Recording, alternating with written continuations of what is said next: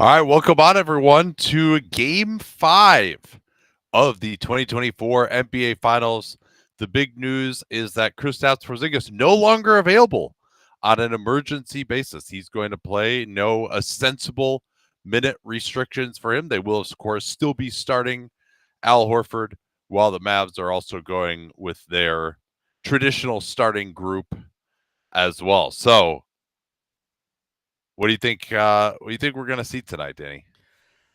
Oh, I hope we get to see Porzingis play, and I hope we get to see him play well. Of course, no further injuries and everything like that. What I find most compelling as we start this game 5 is things went about as well as they could for Dallas in game 4. And some of what they really gained was keeping their big more aggressively around the basket. And so Boston had these not only fewer attempts around the rim, but they ended up with a ghastly percentage on upper paint shots, floater range, however you want to call it. If that continues, it is going to be a lot harder for Boston to score points in this game and gives the Mavericks more of a fighting chance, if not better than a fighting chance in this one. Yeah, I think how well Luka defends is going to be massive, Sure. and whether the Celtics can crack open that Mavs rim protection that was the biggest difference in Game 5. Now, how much can you take away from a Game 5 in which the Mavs played as well as possible and the Celtics played as poorly as possible? Not that much, I would say, but there were some strategic elements. How much of that was just the Celtics played like shit and the Mavs played well? How much of it is, well, the Mavs really found something here? We'll, of course, be very focused on how they're trying to keep the center close to the rim, how the Celtics are attempting to crack that open. And as is always the case, the dynamic between the bigs for Dallas, Lively versus Gafford versus potentially Kleba at the 5, something we'll watch closely.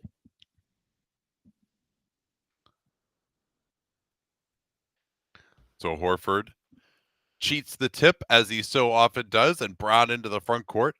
Loose, White guarded by Irving. They want to bring someone into the strong side corner here and go pick and roll at Gafford. That forces him further on the floor. And immediately they crack it open. And Holiday, who was atrocious in game number 4, finishing around the basket, turning it over, rims in that one. But you saw that was a complex action to get Gafford heading towards the corner rather than towards the main action. Luka, they threw it over his head. Now he steps back. Good contest by Brown. And it rims out. It did take a while with that pressure for Dallas to even get in their offense. It's about 14. And Luka immediately completely out of position. Foul is probably the best thing that could have happened there, though there was help, but he's matched up with Brown on the other end at a cross match when he contests the jumper. And Luka, I'm not sure why he's that far up into the passing lanes, but he commits a foul. Screen for Brown to get open against Washington. More pick and roll. Back to the pick and pop. Good rotation late, but now Gafford is on Brown. Brown wants someone to set the screen. That'll be Holiday. He'll shoot over the big instead. And good box out by Washington. Luka on his second attack. Taken away from behind by White. It was too loud, I think, for his teammates to tell him he had a man on. Here is Tatum into the post against Irving. Good post position. Nice decisive move. Goes through him. No foul. And Irving couldn't control it on the baseline. But Tatum, we saw him involved with the referees, didn't get the first call he was looking for here in this game. And going back to the last one, when Jaylen Brown, when you get Gafford on you, attack quickly, generate something either for yourself or for a pass. Yeah, he was wanting some type of a screen. Instead, he gets open off the screen. Holiday trying to give him more on the offensive glass. Another place where they were just completely dominated from an effort standpoint in game 4. And that is called a foul on Jrue Holiday, so that is his first.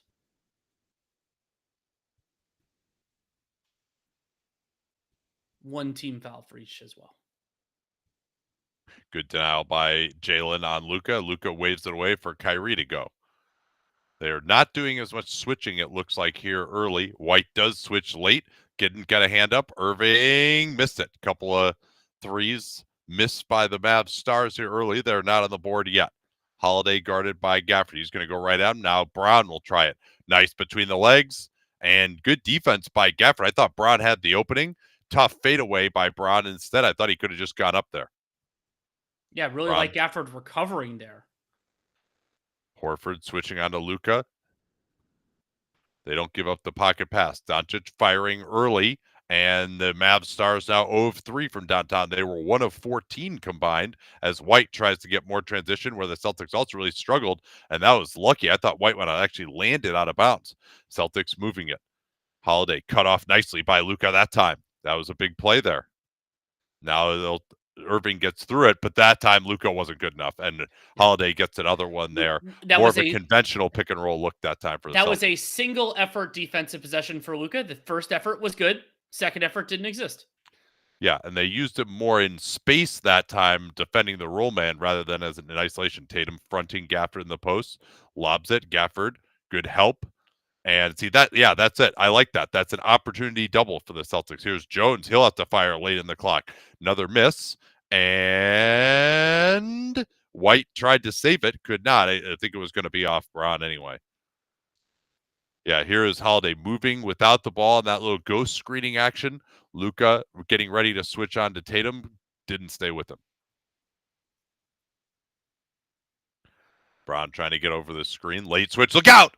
Nice play there with Horford trying to more of like a catch coverage.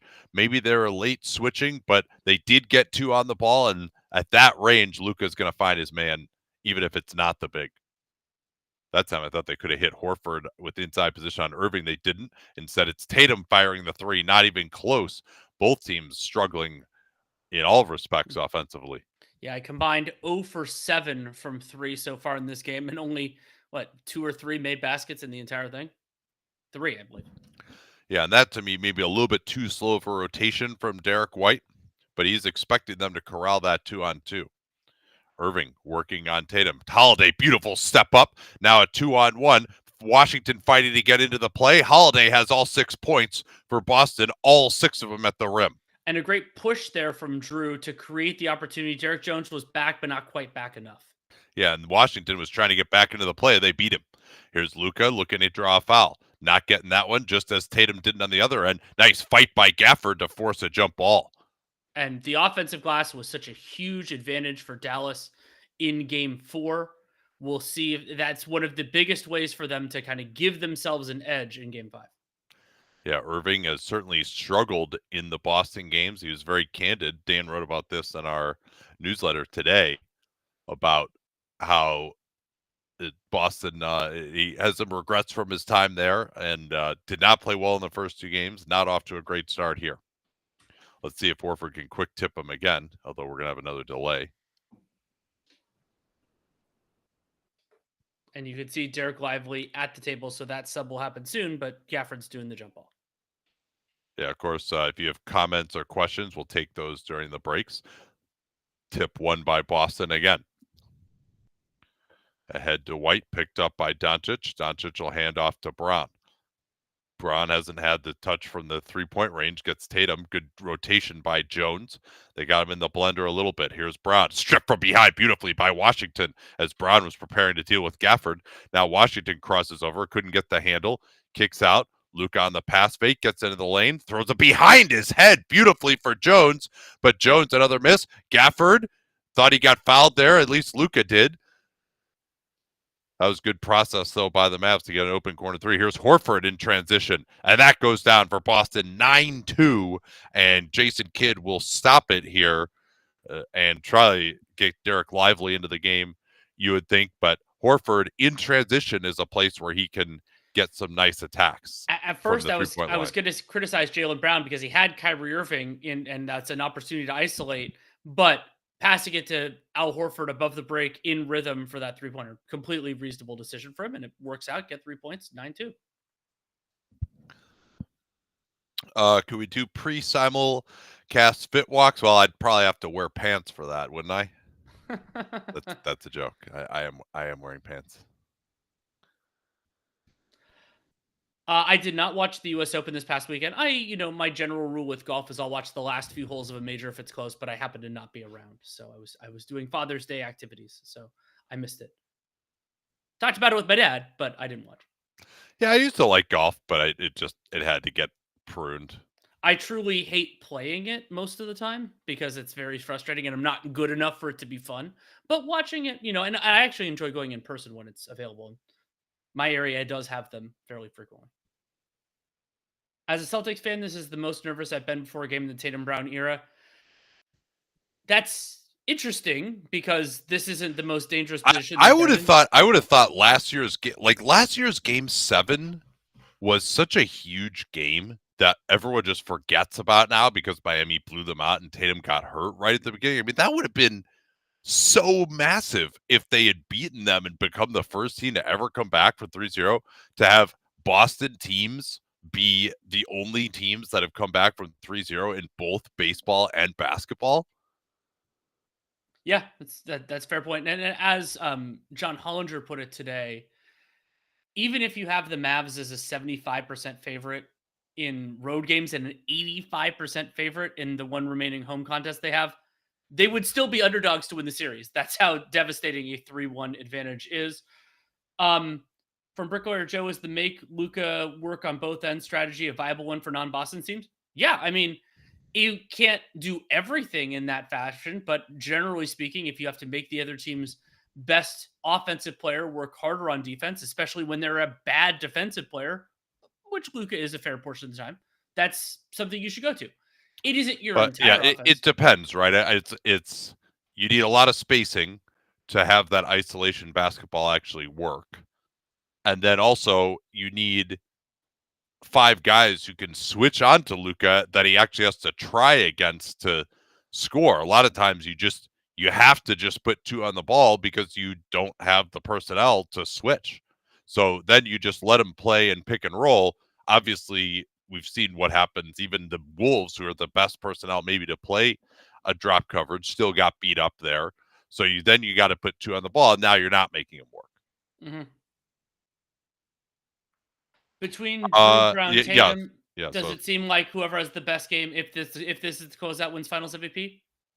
Sure, I think that's pretty reasonable. It does seem close between those three gentlemen.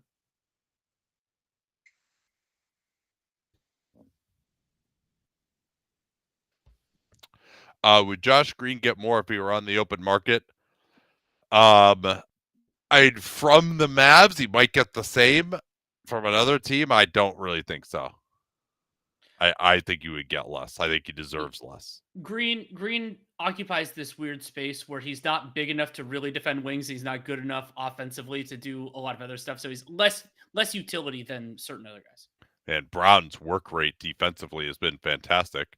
And what do we have here? Looks like maybe a hold on the screening action. Yeah, and that's Al Horford's second team foul. Oh, sorry, third team foul, I believe. And we'll see.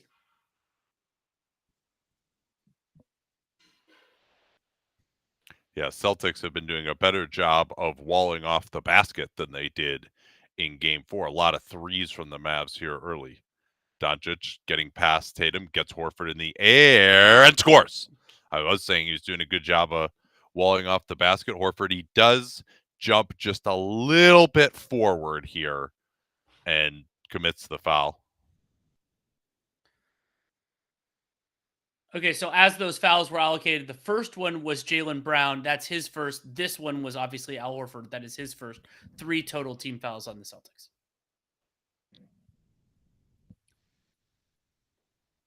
Yeah, I think the Celtics need to be very aggressive helping off of Josh Green here, Same. particularly when he's not in the corner.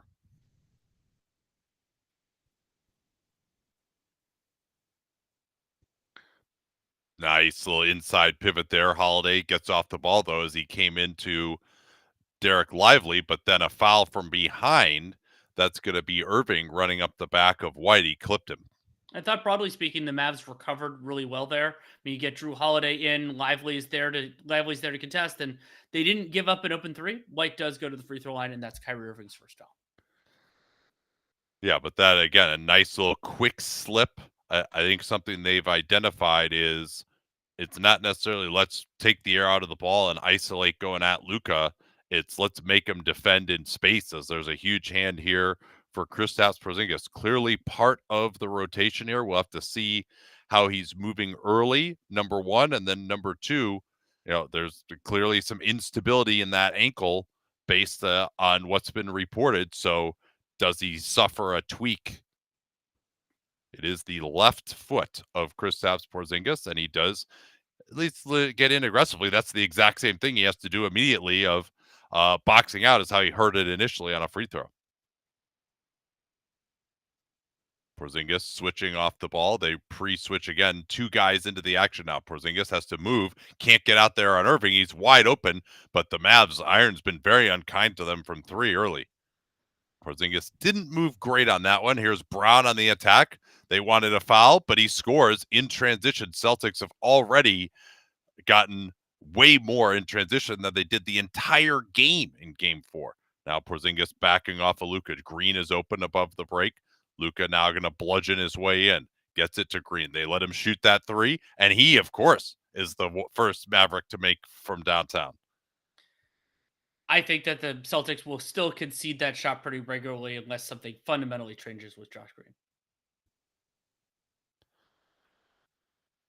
Holiday going to post up on Green. I like this. Yeah, he beats him easily. And nope, another miss by Holiday. Usually reliable, but Lively intimidated him just enough. I think they can go at Josh Green like that anytime they want to. He is really not actually a good defender. Again, they're trying to talk this out here to keep Porzingis out of the action. They do get him in. Looking for 2 in a row. Porzingis does fly at him, and he does make 2 in a row. Joe Mazzulla, he's not going to overreact to that, though, Danny. I think they're going to stick with that. And the Mavs, Jason Kidd, old school coach, he's going to run the same play again. Pick for Tatum here, guarded by Kyrie. Switch. Porzingis go into his office here at the free throw line. Tatum blows past Lively into the lane. Great contest by Washington. I don't see how that wasn't a jump ball. Yeah, they're going to call it. Okay, I was going to say. Yeah, I mean, Tatum went up and Washington's hand was on the ball like the entire time. Yeah.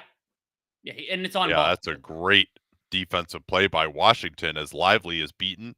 Very aggressive by Tatum and Washington. We haven't seen a ton of supplemental rim protection for him in his career, but he got it that time. But third straight jump ball won by the Celtics, and it leads to this 3 by White. And that parallels Derek White had that quick shot in, was that game 3 with only like 2 on the shot clock? Just understood the situation and got it off fast. Luka trapped against the sideline by Porzingis. They did change up a little bit here with Hauser in the game. Washington above the break. That misses. They are willing to live with above the break threes from those guys. We'll see how that turns out. Oh, blow by again by Brown. Tatum has Porzingis wide open. Finally gets it to him.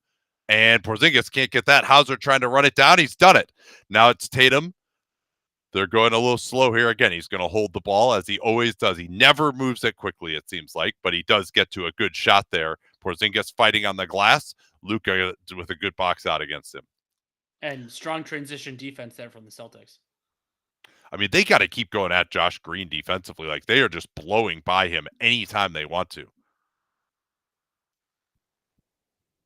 Luka on the pass fake.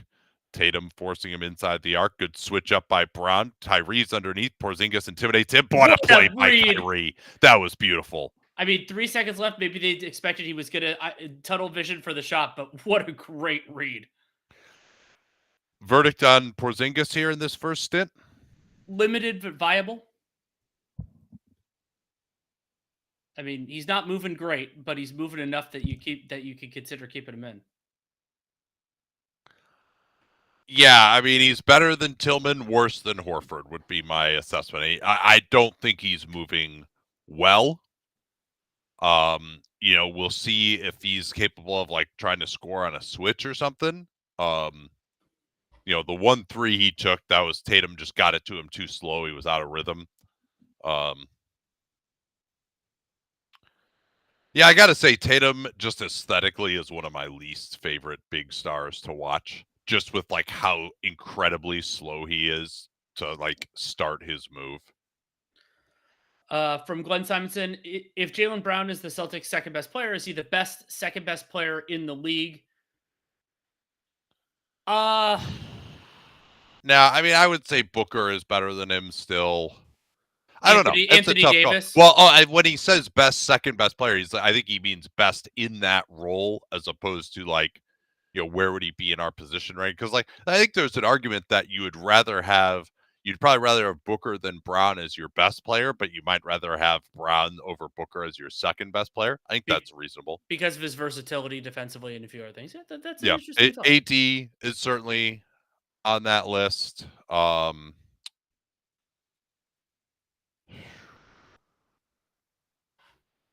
Damian Lillard is certainly on that list. Sure. Kyrie Irving is certainly on that list. Mm-hmm. How do you feel about the Lakers counting the Minnesota rings towards their total? I believe that each franchise can make that determination for themselves, and it was a long time ago. But if they consider that part of their franchise, who else should be counting them? yeah, Yeah, I think that's fine. like the Warriors count their Philadelphia ones, and I have no Well, opposition to and that recall that with the Sonics, there was an agreement that they weren't going to take that history with them. But absent that, sure, why not? Which team is furthest away from winning a championship? Nate and I did an entire podcast with that as the primary thrust about, I don't know, 4 months ago, something like that. So I would recommend listening to that. We actually spent a lot of time on it. This is a good one here. If you had to pick a losing player from a finals team to be a finals MVP, who would it be? I mean, LeBron in 2015 comes to mind. I still maintain that his performance in that finals was overrated because he just was really inefficient and couldn't make a jumper. And so he had to do this like back down every single time. Like he couldn't like run pick and roll or even isolate. Like there was always going to be a ceiling offensively on what he was doing. Obviously there was not a great team around him. So that would be when Steph in the 2019 finals would certainly come to mind. Jimmy in 2020, I think he had like 3 bad games in that. And it also wasn't even remotely a close series. Right? Like it's got to be a pretty close series. We haven't had a ton of those in the finals lately though. All right, so now it's Kleba matched up on Brown. They're going to stick with Porzingis here. I think that's also telling. They feel pretty good about where he's at. White at the mesh point of the screen. Porzingis went for the rebound. It bounced over his head. But he has looked active. He just is not moving all that fluidly, I would say. Here's Doncic going at Hauser, whom he abused in game 4. He wants Green to change sides of the floor. Luka going to that step back, and he hits it off the back rim. So Dallas has stabilized here, mostly through their defense, I would say. Boston has gone through probably about 4 minutes with 3 points, and that's with Porzingis out there. And this is interesting, too, that Kyrie has been the primary matchup on Tatum for quite a bit. Speaking of primary matchup, it's Porzingis, and that's not good enough for Josh Green. Like, why? That is the play, and we talked about this earlier in the series when he was playing. That is the play. They like bring the ball up on the left side of his body, reach in, and hack him across the arms. That's the biggest reason why he was so efficient in the post this year. Don't foul Porzingis in the post. And another consequence of having Kyrie on Tatum is that it makes it a lot easier to get an advantage matchup if you want it somewhere else. I don't love that from Kid. I mean, Kyrie is probably a better defensive player than Josh Green is. I still, as you, I'm sure, would say that they should have Exum in there instead of Green. But Green, he's made 2 3-pointers. So, I mean, you results over process, I suppose. Porzingis 1 of 2 at the line as we get under 3 minutes. Trying to go at Hauser again. Forcing him left, wants to step back, goes for that same step back. That missed that time, rebounded by Brown. Boston's been much better on their own defensive glass here early. White wants to look to Porzingis. White rejects the screen, goes up quickly over Kleba, but that's not really an advantage matchup. Kleba defended that rejection well. Now Luka going at Porzingis in pick and roll, but Lively, that's a bad foul there because they had a pretty decent advantage. And Lively, he sets that kind of screen a lot, but he put a little extra on it. Like, look how wide his legs are. Yeah, the left knee bows out there. It's pretty obvious. I mean, he's basically sticking his foot out to trap him, and you can't do that. It's obvious. Yeah, and Lively, that's not something new for him. He sets his legs way outside the cone of his body constantly. And I'd like to see the league, this isn't necessarily the time to crack down on it, but I'd like to see the league take that advantage away from the offense of like calling illegal screens. And of course, the Celtics had a fair amount of them as well. So is this Lively out, Kleba at center? Yeah, that's what they're going to here. Yes. Washington, Exum, Luka, and Green rounding out. Here's Braun. They lay off him. He hasn't been able to make a play. Holiday getting that rebound near the free throw line. Tatum working on Green again. Getting to his spot. Beats him easily. I mean, they got to go at him every time. He can't stay in front of anyone on their entire team. Oh, now there's the throw ahead. Green. Now Exum finding Kleba. Back to Exum. He's picked up by Porzingis. Braun trying to deny Luka. Luka will actually set the screen for Exum to get the switch. They go under, and Exum bangs yet another Dallas three from that same spot. The Dallas others, that's probably, other than the Tim Hardaway Jr. jag at the end of game 4, that's probably more above the break threes by the Dallas others than they've made in this entire series. Here's Brown on the nice cut. And Jaylen Brown sometimes gives up those cuts, but a nice one by him there. And they are destroying them using Drew Holiday as the roll man, guarded by Luka, getting him out into space. Braun trying to keep him on the sideline. They trap him. Oop, Hauser could have had a steal. Good cut by Exum. But now they're late clock. Exum will have to try Holiday. Got separation on Holiday. Sets up Kleba's three, and that's left short, though. And another good defensive rebound by the Celtics. Got Holiday on the push. Hauser gets into his three-pointer. Drains it hard off the back rim. Beautiful shot. They set the screen way at half court with Porzingis, but Luka got into the teeth and threw it away. Look out for Brown again. He had to come down with it, but puts it back. And that's a nice little run there for the Celtics. Boston's defense helping their offense work here.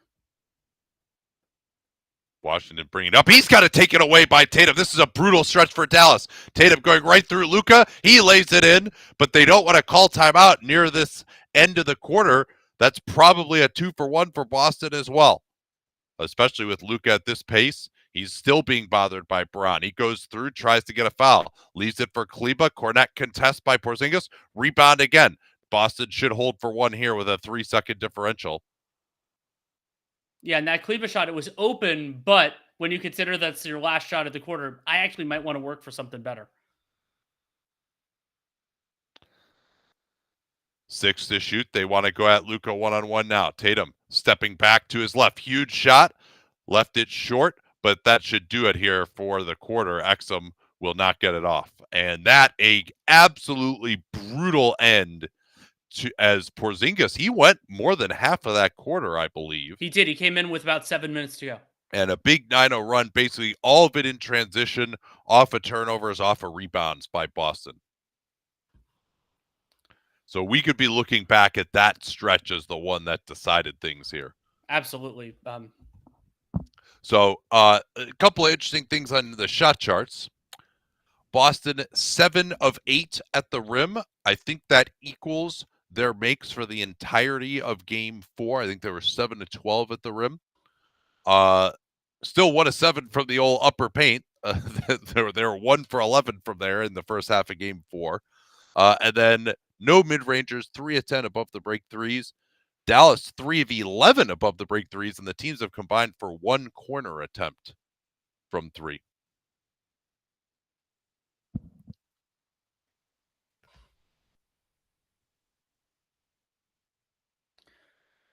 Thoughts on the report that the Bulls apparently rejected an offer with a pick that became a top 10 pick. So I don't, it's hard to know exactly like what that offer was, but I've been saying that the Bulls should be shopping Caruso for a while now. And so that would be a calibrator of where they're seeing things. It might not have become a top 10 pick had they given the team Caruso, however, I suppose, right? I didn't see that report, but yeah, I haven't seen it either. Have these playoffs affected your top 20 player rankings less than most years, i.e. Jokic and Giannis in 23 and 21? I would say broadly yes, but a notable exception for me is that I'm comfortable moving Shai Gilgeous-Alexander up. I wanted to see how he did. I thought he did well enough for him to move above kind of that. I had a tier 4. I think that he's moved beyond that. I don't know yet where he'd be beyond that, but part of it is also like a lot of those guys didn't play a lot. So I mean the idea that Giannis Giannis's absence. Kawhi didn't play. KD was only in for one round. So yeah, not as much movement. And then some of the guys in the bottom half of the top 20 didn't really get an opportunity to shine, which is unfortunate. Oh yeah, our old buddy Will Gottlieb with that report. Mm.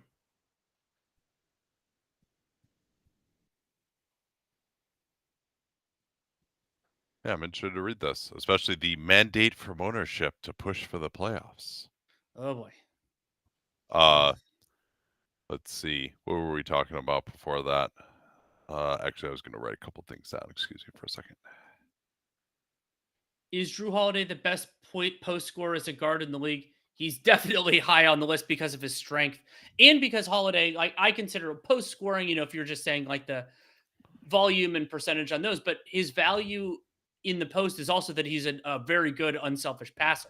And so you can create an advantage, get a little bit of a response if you have the right guy and do that. But yeah, he's definitely on the short list. Now, if you're going to count like Luka Doncic as a guard, well, then he's probably better than a few others. But Drew is one of my favorites for sure.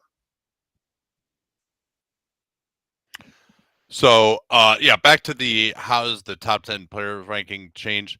Yeah, I think I probably would move Giannis down below Shai and Luka at this point. He was a kind of a reluctant number 2. I think my tier was him, Luka, and Shai at 2 through 4, if memory serves. So I don't know. He might still be in that tier, but at the bottom. Ant was mentioned. Yeah, I mean, he's got to move up, although he still is just not that consistent offensively as Exum working on Horford off the switch. They want to bring Kyrie off a screen. Brown has been wonderful denying. And there's another Boston pressure. Irving only has 4 seconds. He gets it ahead. Jones on the attack, and he scores. That was a great pass by Irving. He knew that's all they had time for was to throw a pass into the front court. Oh, yeah, good point. Pritchard is out there sticking with Hauser. Irving staying on Tatum. Lively switching on to Tatum. Horford now gets switched off onto Washington behind the play. They go screen Hauser out of there again, and he drains another one. So that is the big adjustment here offensively by Boston, is just more quick cutting, ghost screening, causing miscommunication as this switching Mavericks defense. Irving left-handed pass. Jones with Horford on him. They'll switch off the ball. Horford trying to deny Irving. Good seamless switch back by Holiday. Now they get Tatum into it. Under 3. Irving floats it up. That's an incredible shot by Irving. He's pulled a couple of plays right out of his ass. Yeah, including that pass to Lively. Keep them in it on these first 2 possessions. Because we'd be looking at a Boston lead of 13 without those heroics. Horford. Now they're going to try to ghost Pritchard or Hauser out of there again. Tatum moving it to Braun. He fires from 3, and finally Braun makes one. But Boston's starting to cook now from downtown. We haven't seen that really since early in Game 1 in this series. Irving, double teamed, gets past 2 men, and yet another ridiculous finish, curls out. Horford on the push, looking like his old Florida days. Gets it back to, it's going to be Braun finally. Braun should just go. And that's a good job by Washington. He does foul him. They've been trying to force Boston left more. It's funny actually listening to Draymond Green and Kevon Looney talk on Draymond's podcast about how they had a lot of success with that in the 22 finals, forcing everyone left in ISO, and Dallas kind of started doing that. And you can see the difference in that Jaylen Brown 3. That's a catch and shoot on the line, not a super deep one, not under as much pressure, and he makes it. Yeah, and in rhythm too. Porzingis is back here now. They're going with a double big look. Again, no Pritchard. Hauser is out. Again, at the mesh point, it's Braun firing. That was not close. He shot it on the way down. Braun does have a pretty inconsistent stroke still. Washington, he'll take above the break on Porzingis. Lively throws Horford out of the way, and now they got Luka guarded by Porzingis. They got to bring help here. Luka tried to step back. Maybe could have drawn the foul. Porzingis tried to deny him. Luka working off the ball. Shoots over Porzingis. Good defense by Porzingis. Yeah, I thought Luka was going to drive that left. Porzingis looking to post up, and he's thrown down by Washington. And he stands right back up where he was thrown down from. Having a word or two for PJ. And that is Washington's second foul. Yeah, he was in. Yeah, Washington gives him an elbow and then just throws him down. I'm not sure what the issue was there.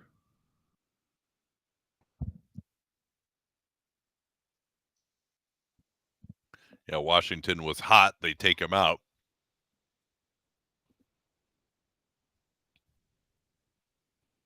Porzingis trying to work off the ball. Now ducks in on Irving. They've got him there. Double team. Oh, he had Brown on the cut. Porzingis getting right to his spot and rims it in. Boston has certainly had the bounce luck on some of these compared to Dallas. Tatum switching on to Irving early in the possession. Luka, of course, back in after a very short rest. They double team early Irving at the point of attack. Now they involve Porzingis. Brown trying to force a baseline. Luka gets out of it. There's help waiting at the nail. Rescreen. Very late clock now. Kleba will have to create, and that was a bad gamble by Holiday. If he just stays in position that time, Kleba has no shot. It would have been like a weird turnaround. And that's a foul on Luka. How did they not call that? Instead, it's Tatum. Lively coming over. Had to retreat, did Tatum. But here's Drew moving without the ball. Porzingis kind of open into the post. Tatum spins, goes through the arm. He thought he got fouled, and they do call it late. That is the correct call. It is the correct call, and that is the third team foul on the Mavericks, second personal for Kyrie Irving. And to me, Lively there, he needs to respond earlier. Even though I think Kyrie can do a decent job there, Lively, you force the pass, you get the response. That is a dangerous situation. And he's right there. This is feeling like a Boston blowout right now. And particularly just because Dallas's offense is just getting no traction at all. Like the energy level defensively from Boston is off the charts. Well, when you consider that Dallas has a 79 first shot half court offensive rating, and a few of those possessions were absolute miracles where they had nothing and just got or like right. They have 3 above the break threes from the others too. Sure, that is just you can't count on that.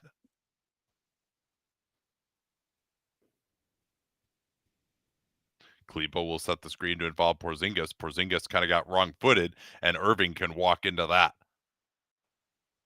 Yeah, no real attempt to pre-switch there.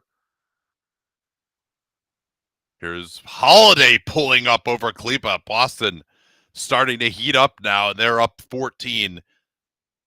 Irving tries to split it, and he's tripped by Porzingis, who takes credit for the foul. And that's the first on Boston, 3 on Dallas. So that Boston getting into the bonus is another way this could be a challenging quarter for the Mavs. So are they putting Luka on Porzingis? There's been a lot of cross matching, but let's keep I've an eye seen on it that. on a couple possessions. I'm waiting. I don't mind it, honestly. I'm waiting for a Mavs make to be confident in it.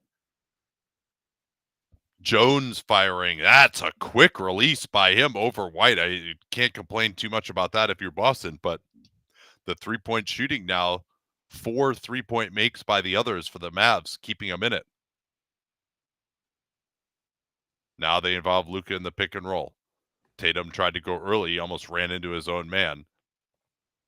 Tatum working Kleba, gets to his spot, and that's a beautiful finish.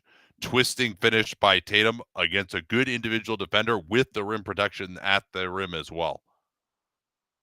Now Jones on the attack. He gets stopped by White, but a foul underneath. I think White caught him with the off arm, or they called that on Jaylen Brown, and that is Brown's first, I believe. Second on Jaylen.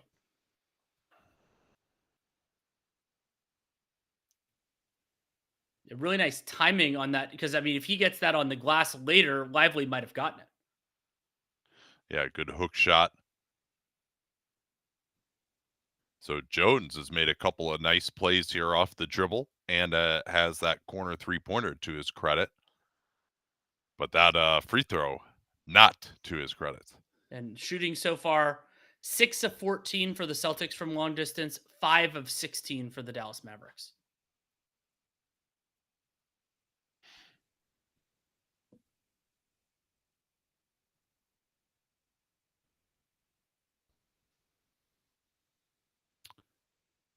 Jones does get that second free throw, 12-point game.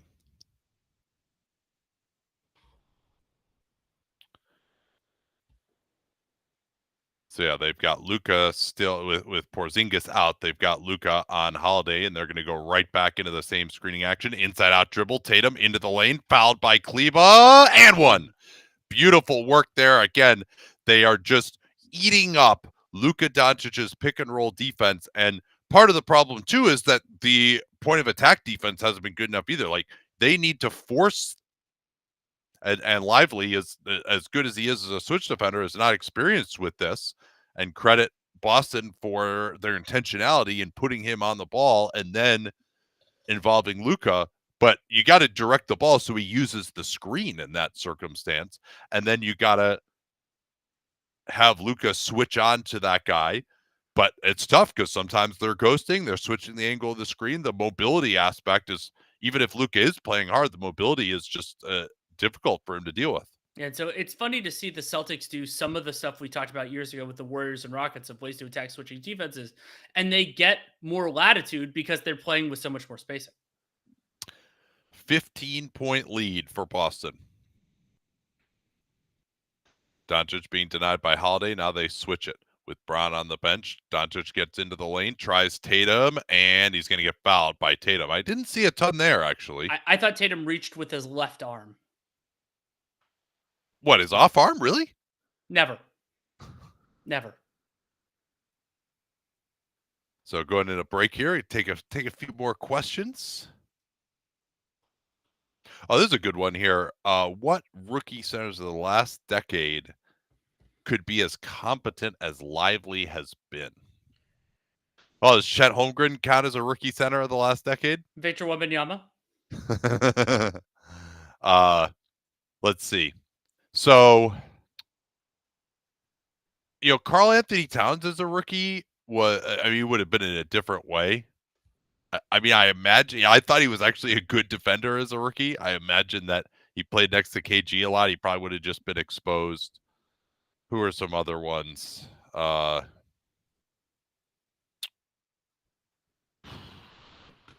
feel free to throw a few out there. That would have been early for Bam.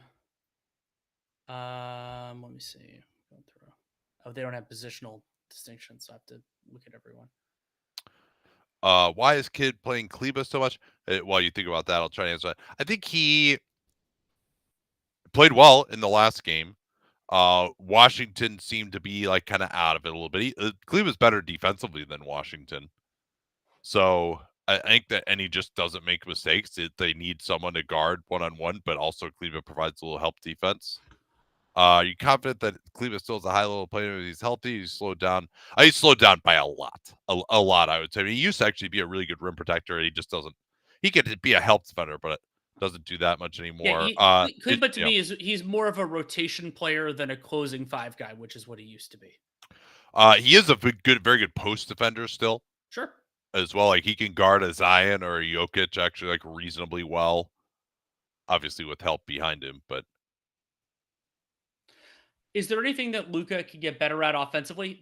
Making the three-pointer more reliable is something. And I mean, the best moments for him have been when that shot is going in with consistency. And like over the course of a full season, like this year, he shot 38% on 10 per 36. If I thought he was going to do that for the rest of his career, then I probably wouldn't have that as a note. And then the other thing is being more intentional, being more aggressive at times off ball. Like he can get denied a little bit. He can, if every once in a while got more engaged in like a give and go, like he's never going to be Steph Curry and no one's asking him to be, but I would love to see Luka add that to his game, particularly since he plays with Kyrie Irving. So I didn't hear your answer very well because I was reading some other stuff, but I would say. And as people mentioned in the comments, free throws. yeah, I was going to say that. Pushing in transition, Sure. just being skinnier, being like more quickness. Someone shared actually some video of him from the bubble, and I was like, whoa, this guy actually does look a lot different from an athleticism standpoint. And Bob Vulgaris attributed that to it being basketball fantasy land where there are no distractions, shall we say. Yeah, I mean, I think he never passes or finishes with his left hand. Could do that.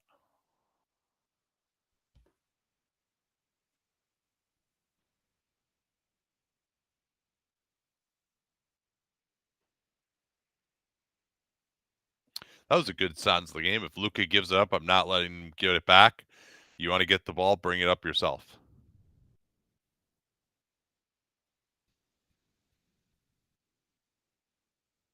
Yeah, a little short there for Doncic. He's kind of just hopping up and down, not a smooth motion.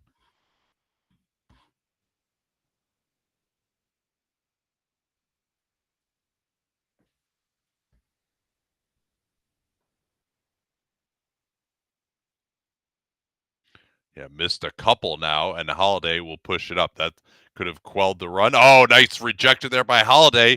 And I guess Gafford got a piece of that. I think Gafford did. Nice verticality from Daniel Gafford. Tatum now has picked up Doncic in transition. They want to involve Hauser to set the screen. Hauser will step out. Help is waiting at the nail. They get it to Irving. That's the guy you don't want to help off of, but they dodge a bullet. And we're going to stay here, though, through the effort of Gafford on the offensive glass. He's probably been a little more effective there than any other Mav so far. We haven't seen a ton of Gafford. He only played that first stint, I believe. And Brown is going to replace, looks like, Horford. So this will be, is this Tatum at center now? It is. Interesting. They're doing that against Gafford, and they're going to give up a dunk immediately as they failed to switch. Hauser really probably should have late switched there onto the big to get inside position. Looks like Mavs are going zone. Tatum working towards the free throw line. Cross court. Hauser couldn't get a hand on it. But the Celtics, that's the first turnover they've committed.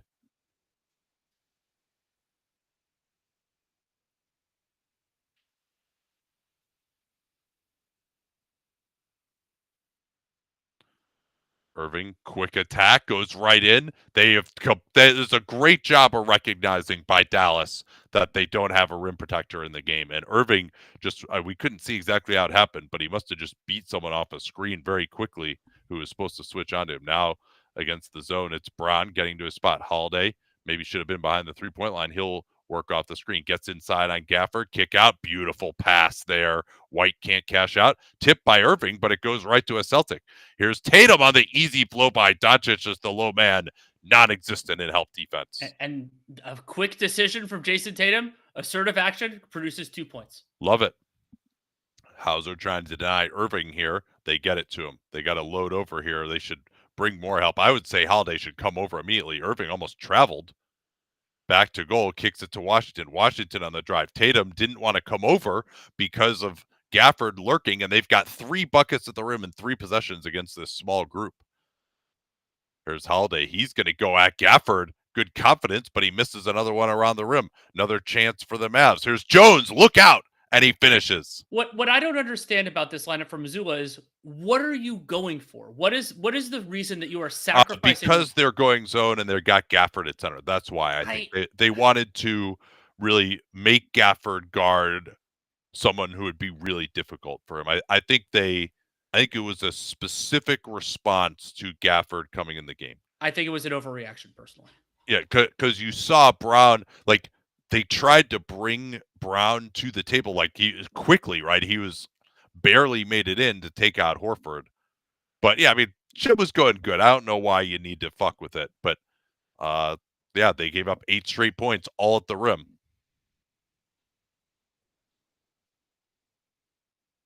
But I mean, you got to try stuff, right? Like they've tried a bunch of other stuff and it's worked, right? Like they need to make adjustments. They lost the last game by 35.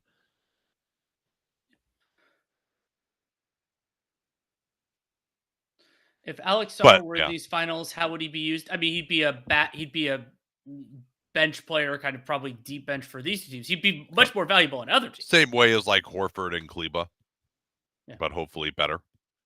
But this version of him, if you're just dropping him in on either of these teams right now, like they have centers who are better than him. But you give him a couple of years, then that gets to be a different story. Troy Weaver is joining the Wizards. Any thoughts? I didn't see that report, but I'll assume it's true.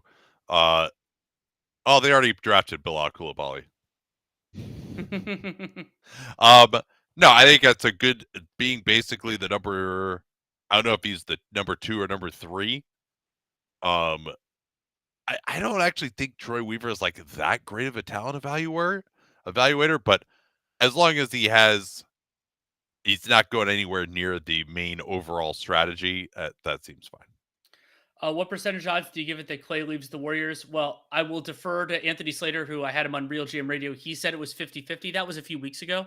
I think it's 50-50. Wow. I was surprised, but I mean, I think I would probably put it a little bit better, a little bit stronger than that for the Warriors retaining him, but 55-60%. I think 75%. Interesting.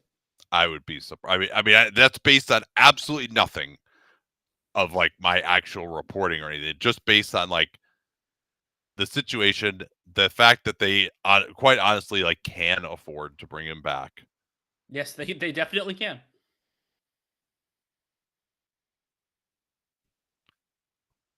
Did Tatum play minutes in the 5 regularly? They did that a little bit in the previous rounds. I think they might have done it in the Indiana series, and it worked okay. As Damson brought up in the comments, Troy Weaver is reunited with Marvin Bagley.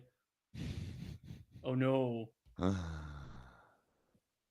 Like I said, you keep him away from the purse strings, and you're good. If I told you before the game that Derek Jones Jr. was the Mavs' leading scorer with 5 minutes left in the first half, you would not feel good about their chances. True. And they are currently behind by 9. Yeah, but they've cut 6 points off the lead.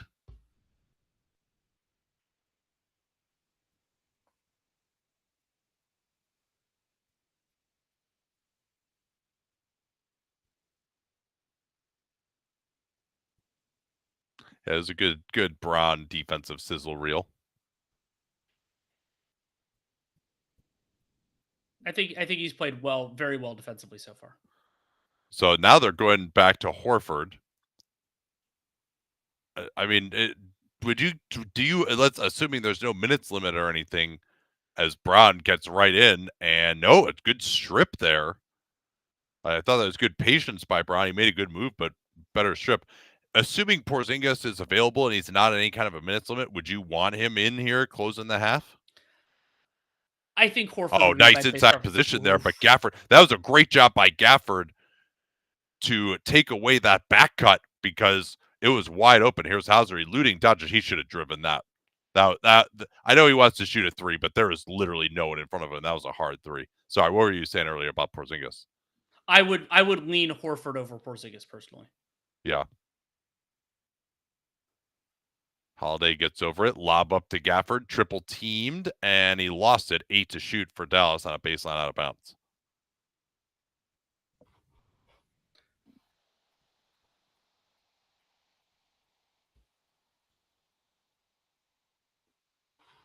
Luka will inbound 8 to shoot. They get it out to Washington, closed down by White. He blows by him, steps around Hauser, and he walked. That travel, I mean, PJ Washington's inside the arc game has been a lot better in these playoffs than I had evaluated it previously. But yeah, he gets a little bit. Didn't see it. I didn't see that travel. Back to the zone here for Dallas. They'd use that in the OKC series to get back into it. Brown trying Gafford, cannot get the finish. The zone flummoxing here a little bit. Here's Luka getting to his spot. Backs off of Holiday, left it short again. He's had to go to that fadeaway quite a bit. Now White picked up by Gafford. He'll try to drive, kicks it out Hauser. Now they're able to get Gafford back into the paint with Horford kind of in no man's land. Good defense by Gafford. Horford trying him, getting in, goes right at him, and scores. The right-handed drive by Horford. That was a big bucket. They hadn't scored in some time.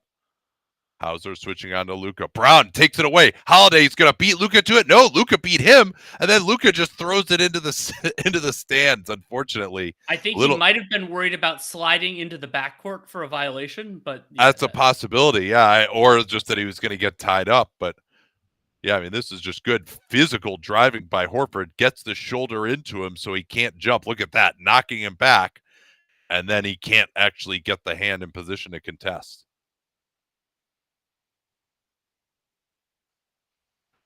So we'll get a break here with the ball going out of bounds. And I imagine the Celtics will go back to their best five to close out the half. And as a note, I missed this when it happened. Dallas's last foul was their fourth. So Boston is shooting for the remainder of the half.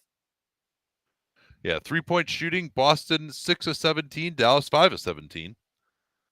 And Josh Green, 2 of 2, leading Dallas. He's the only Dallas guy with 2 makes, and no Boston player other than Sam Hauser has more than 1. The first shot half-court offensive ratings now are actually pretty close to even per cleaning the glass. 100 even, so point per possession for Dallas, 97-4 for the Boston Celtics. But Boston has been very efficient when they've been able to get transition. How valuable is Hauser on this team? Exceedingly. I would say his ability to guard reasonably competently, and he's also their best shooter. I would say either he or White. Maybe it's White, but it's close. Yeah, I mean, rotation he's a really valuable player. Rotation player that you don't want to close, but still should play 10 to 20 minutes for you. Like, those players are in short supply. Can you challenge a travel? No. It's a foul or an out of bounds or a jump ball. Yeah, I think that's it. Now Tatum, guarded by Irving, switched on to by Lively. Gafford played very well in his minutes. Tatum going to work on Lively, gets to his spot. Doncic comes over. Underneath, Holiday beat him. Beautiful work there by Holiday along the baseline. And I think Luka, we've criticized him for not being active enough as the low man. That time, maybe he was too active. Horford switching on to Washington. Not an advantage matchup for Washington. Now they try to bring him off the screen. That's actually something that Dallas has done more of, is setting screens with their stars. But another turnover. Braun going right in on Luka, and he finishes easily. That was no chance for Doncic, and it's back to 15. Think about on the last possession, Derek White and Al Horford just switched a completely different offensive matchup because those guys are just good enough defensive players. And now Horford on him again. Green trying to make it 3 of 3 from downtown, and he has. As the defender went down, they switched on to Irving, but that left the initial attack, and looks like White got hit in the face here. He's got a bloody nose, so or maybe a bloody lip. I can't tell, but that's why he went down. Or no, maybe this is from the dive on the floor. Oh, that doesn't feel good at all, to just get your face smashed into the ground. But I mean, he made a play, right? Like that's part of how they're able to get that. Yeah, he's the guy who prevents Lively from getting it, and so like that, smashing his face into the ground got him a bucket. Oh, and yeah, that probably should have been a foul. That's a good point that he does land on his back. So hopefully White's okay here. In terms of being able to continue, it does appear so. That's not necessarily the sort of thing that's going to cause a concussion. When you slam the back of your head on the floor, it didn't seem like there was a neck snap or anything like that. Briefly from 504, probability Kuminga gets to Jaylen Brown levels. Low, but existing. I needs more versatility and depth to his offensive game in particular. Well, you got to just think of where Brown was as a rookie and a second-year player, particularly as a shooter. That's where I think Kuminga maybe is even more athletic than him. But now with Boston, after that Green 3 only up 12, Tatum going at Doncic, kicks it out. I thought Tatum should have taken that, but instead it'll be Brown on the spot up. Tatum, what an assist game this has been for Jason Tatum. He's got 9.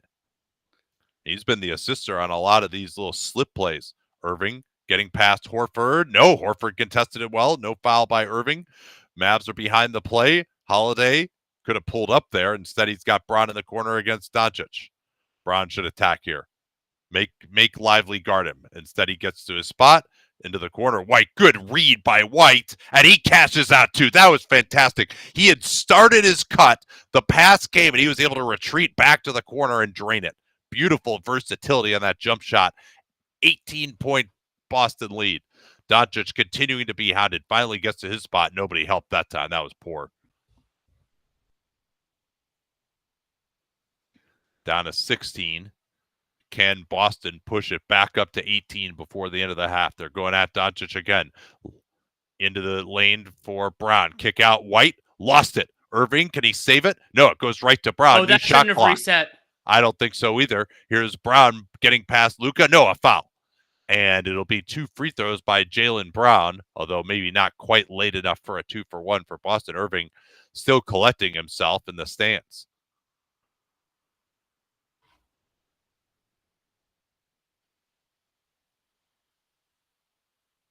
Yeah, I don't think that should have reset, but in the end, Brown attacked very quickly anyway.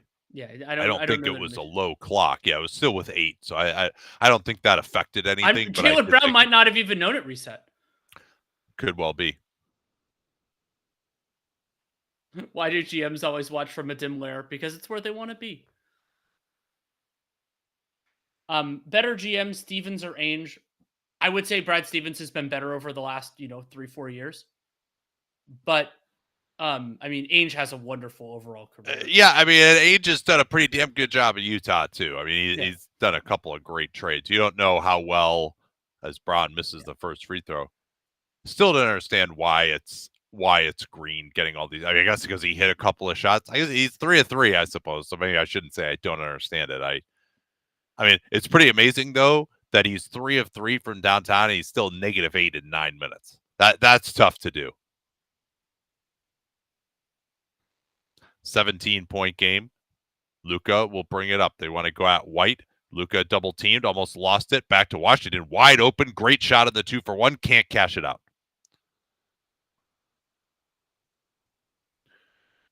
Now Tatum again guarded by Irving, and they involve Doncic in the pick and roll again. They get the switch down to 10.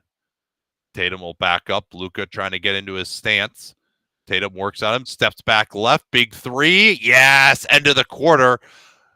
That's their first 20-point lead. Luka will bring it up. He wants a backcourt screen from Lively, rejects it, picked up by Tatum. Do they come double here? Luka trying to get to his spot, comes on the attack and scores for the and one.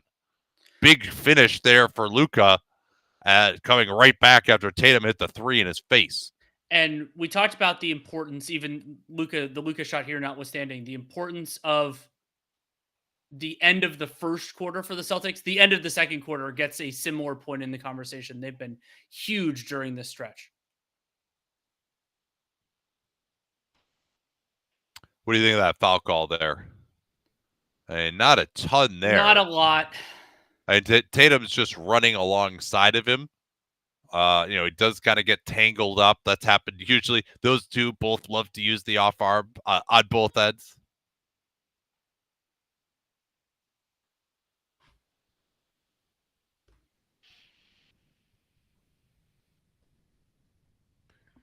Doncic can't cash out the 3-point play. Rebounded by Horford. They got time here. They got Pritchard in. He was going to fire it from half court. And no way. Again, they subbed him in at the end of the quarter again, and that one went straight in. A brilliant substitution. I wonder if he checked himself in again that time. I mean, Mazzulla might have done it that time, but woof. Awesome. Incredible.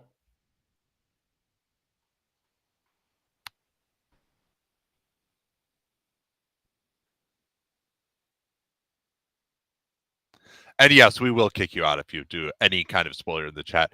Even the people who were saying Luka missed 2 free throws were borderline. So, and the reason is it's more for me. I don't want to have my call ruined on it by looking at the chat. I have to either not look at the chat to call it right. So, anyway, all right. See you guys in 10 minutes. I think 13, but whatever.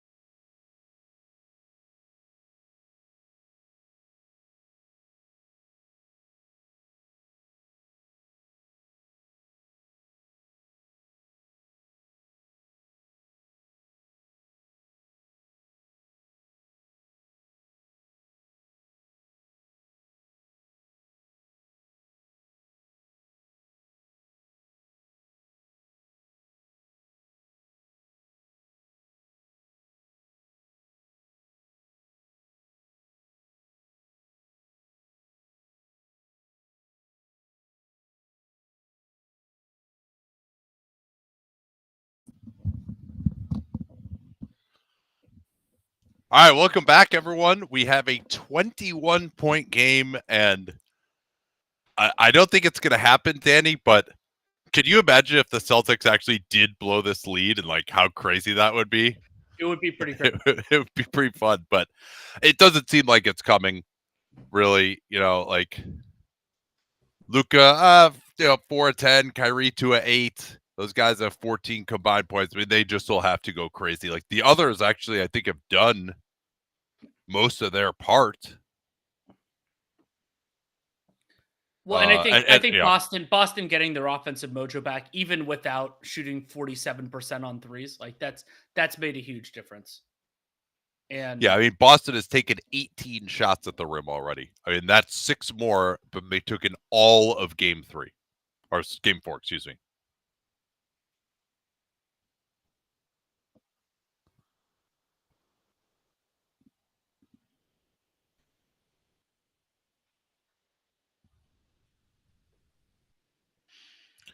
So it's Holiday guarding Irving. Gafford, who's I think he's earned a little more time. Maybe they're trying to post up Luke on White. Gafford goes away from that, but he blew the layup. And now it's transition for Boston. White has Braun in the corner. Looks back to Tatum. Nice job by Gafford getting back, but Tatum breaks his ankles with a beautiful fadeaway. Just can't get it to go in. That's the in and out rim apparently. Again, White stepping up on Luka. Good gap by Braun off of Washington. Luka turns away from that and drains the jumper. I like that shot better than the 1 foot fadeaway for him. And Luka generally has been better in first halves than second halves due to the pain injections. We'll see if that's the case here. Tatum getting past Gafford in the corner. Holiday. Holiday picked up by Gafford. Nice pass underneath. And that could have been an and one right there, too, for Tatum, who popped off the ground. Nice finish in the dunker spot. You don't see him down there too much. Now it's Kyrie. He'll just fire in and out. Maybe you get in and outs on that rim, too. Kyrie has definitely had some tough misses, though. Here's Tatum, picked up by Gafford. Gafford trying to force him right. Doesn't want him to take that step back left. Tatum works into his move. Now we'll back up again. A scintillating possession here leads to this foul by Gafford. And that will be Daniel Gafford's, I think that's his first. Yeah, that is his first personal foul. Yeah, and that actually Washington there. He thinks his responsibility is to close out to the corner on his right, but there's actually nobody there. Instead, he probably should have rotated to Tatum, but that's a tough read to make in the moment. Gafford calls the switch on a Holiday. White, they try to attack the mesh point of the screen. He's going to step back and just drain it again. This is starting to feel like the last time the Boston Celtics won a championship at home when it was over mid-third quarter against the Lakers in Game 6 back in 2008. There's Kyrie. Gets his spot, but so did Tatum, and Holiday will pick up the non-shooting foul, presumably, on Gafford. And that is his second, team's first. Yeah, Boston starting to find the range. That's a pretty damn good contest right there.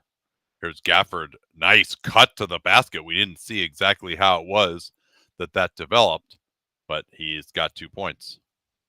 Boston up to 50% from downtown. Brown working on Doncic into the corner. Horford, they change sides of the floor, and now Boston is over 50% from downtown, and this is a 25-point game. No way Dallas can withstand this barrage as Braun gets the reach in. But at one point, Boston is only 6 of 17, Danny. So what have they made here in a row now? That would be 5 of 6. No, that would be 6 for their last 6. Oh, 6 for the last 6. Yeah. From 6 of 17, 17. To 12 You're right. out of You're 23. right. Yeah. Kyrie picked up by Holiday, gets past him, and Holiday. I thought Holiday backed off pretty well there. Maybe there was a reach in. I didn't see a ton. Would Missoula consider a challenge here? It is Holiday's third foul. Yeah, so he reaches there. He does get the left arm a little bit. I mean, towards the end, when the whistle is blown, there's not much there. There's probably enough there earlier that a challenge would not have been successful.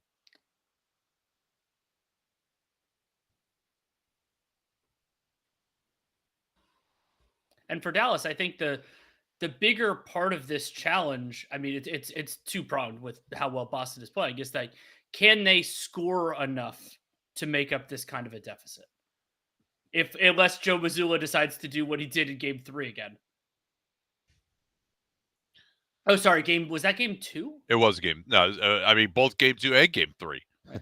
That they went into the prevent on both ends.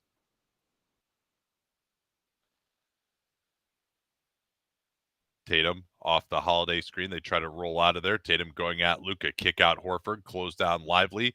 Horford bludgeons his way in, and a foul on Lively. Al Horford, he's gone to that same right-handed move a couple of times, and Gafford the first time, and Lively not closing out to the right hand of Al Horford, but he largely hasn't been a driver. Yeah, Lively reaching around the hand of Horford that's also making contact, but you see Lively getting that left arm in for a clear foul. It's also notable to me that Porzingis played like a 9-minute continuous stretch, came in, finished the first quarter, then started the second, and has not appeared since. Maybe that's just how they intend to do this, but considering the lead, I would be extremely judicious with him. And by judicious, just in the sense that it's not worth it for his health. Yeah, I probably, if the lead is over 20, I wouldn't play him at all. I think I would play him in the third. So you're just going to stick with Horford the whole quarter? Or no, what? That was terrible. Washington if you have to. Missed it. Now Brown working on Washington. Beautiful cut by Holiday. Luka just was standing there with no idea what was happening. Holiday cuts right behind. Luka never moved. He was standing 20 feet away from Luka before Luka even realized his man had the ball. So, Nate, I won't phrase this in terms of finals MVP, but who do you think has been the best Celtic on the floor so far in game 5? In this game? In this game. I would say Tatum. I agree. I think Tatum's been the best. And the distribution, it hasn't been his best defensive performance, but Drew Holiday's had a nice all-around game. Jaylen Brown has had a nice all-around game. They're all doing well, but I would say Tatum has been the best. Actually, we got a question right before the end of the half I wanted to get back to, which was, why is Boston able to crack open the rim protection so much better in this game? A big part of that's transition. They got a lot of turnovers. They got shots at the rim. The other big thing that they've done is using Holiday as the roll man, and that's been very solid for them as well. Just getting him out into space. He's getting on top of the rim quickly. Just generally more blow-bys at the point of attack too. They've been more intentional as well of getting the big switched out early in possessions. Dallas actually been doing a little bit more switching, I would say, as well. And not playing Tillman has certainly helped. Having Porzingis out there just as a guy who they have to respect out there is massive. So just a lot of these little things all adding up into really Dallas being pretty ineffective protecting the basket, honestly. David AC, any quick thoughts on top contender next year at Boston? The Denver Nuggets. I hope Denver's in the mix. They better keep KCP though. I will be very disappointed if that is not the case. Oklahoma City compelling there, and then in the East, Boston, and then if Philly can put it together in the right, in a way to build up their talent level, then they could be a contender. Oh, who are you scheduling for Boston opening night for the most hype? They didn't really have a contentious Eastern Conference playoff series. If Philly gets Paul George, it's Philly. Yeah. I think it might be Philly anyway. There's enough history between those franchises. They didn't play in the playoffs, but that's okay. Because that's my favorite ring game is the most contentious, ideally playoff series that you played going back there. But in this circumstances, maybe it's your biggest rival. Best series of the playoffs. I thought there were 3 that I thought were like really, really good series. And those were New York, Philly. Although again, I still kind of felt like that was a little bit of JV division, just in terms of some of the limitations those teams But had. it was super fun though. Oh yeah, I mean, obviously, like from a drama standpoint, that was number one. Number two was Minnesota and Denver, and number three was OKC Dallas, which is another series that I really, really loved. And that's a series that could easily have gone 7. Mm-hmm.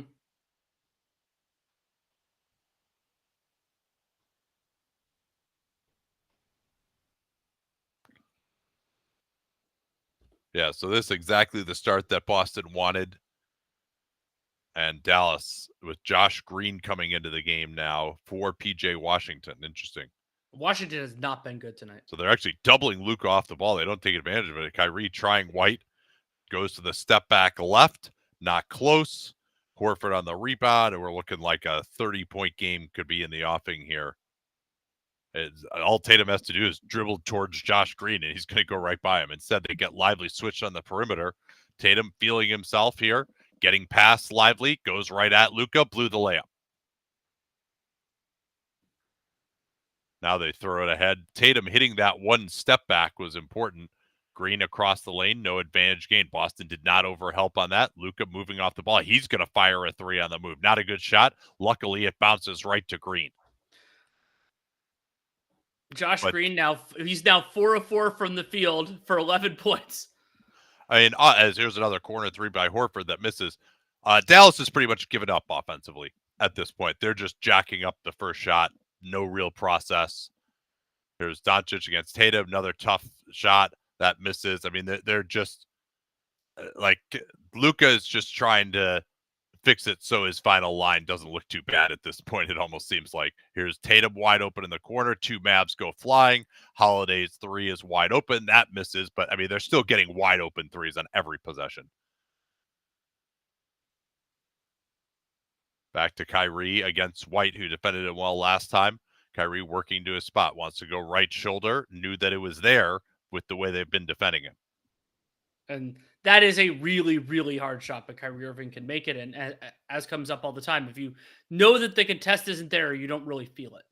I mean, I consider that a good shot for him, but it's also not a shot that's going to get you back in the game necessarily. Tatum, again, going to try White in the corner. Doncic got a deflection. Boston 3 straight empty trips. Dallas can get it down to 20 or 19 here. Luka looking to make it 19 off the heel again. I mean, part of this is just that Kyrie and Luka are not making shots, as they just have not really in Boston this entire time. Horford switch on to by Green. Now they're going to involve Doncic in the pick and roll. They're switched up now as there's another missed open three. Holiday sheds 2 defenders for the rebound. Brown, he should just go right at Green here. Instead, they involve Horford in the pick and roll. He'll try Luka, crossover, Luka, and I think they're going to get Irving reaching down here as Doncic, I thought, was in position. They called that on Luka, but yeah, I didn't see much there for a foul, and that is Doncic's third. Not that I expect. And Boston doing a nice job now of switching up how they're playing pick and roll. That time Holiday sets a solid screen rather than going to the ghost screen. Porzingis is in. He's being held off the ball by Lively and an instant call. And so I believe that is the 4th team foul on the Mavericks already in the quarter, and that's another way that this can go poorly for them.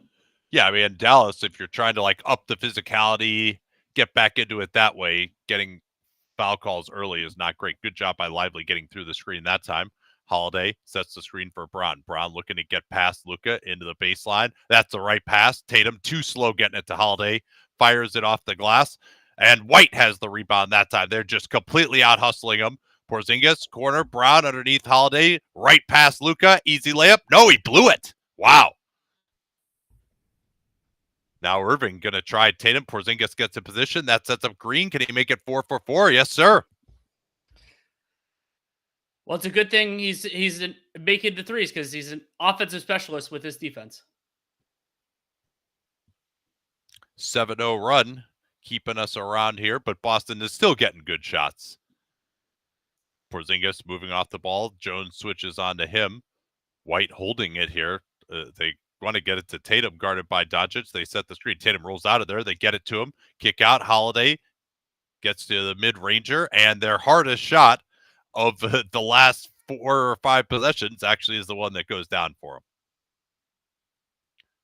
Doncic picks up Porzingis. Going to force him to the right and see if they can get help. This is Doncic into Porzingis, and it will count it. And one. Doncic created space, Porzingis says, with the off arm, but he'll have a chance to make a free throw, which he is not really converted on. No. And it wasn't really the off arm there in the end. It was Porzingis coming down onto the forearm of Doncic.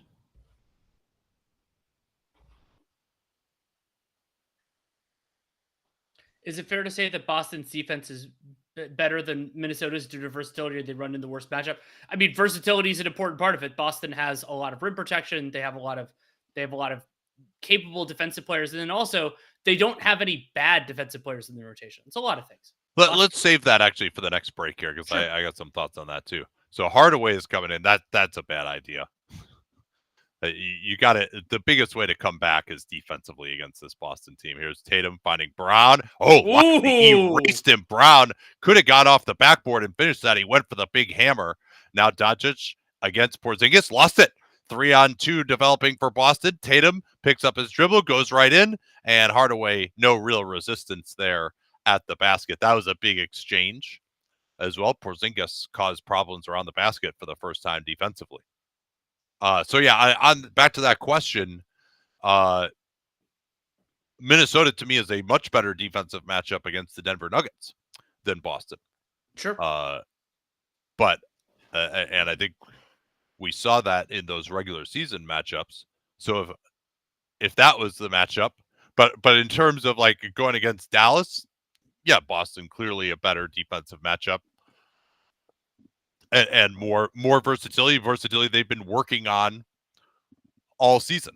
And Gobert, as good as he is, it does have some limitations when he's not playing a drop, and they tried the drop and it didn't work. Also, I would say, from a coaching standpoint, they should have just done more of Gobert guarding not the center. They didn't really ever explore that much. Yeah, so you can see it there. Derek White did break a tooth on that play. Oh, really? Yeah, his one of his front teeth is split diagonally. Irving going at Hauser, pulls up nicely, and again the iron unkind for Kyrie Irving.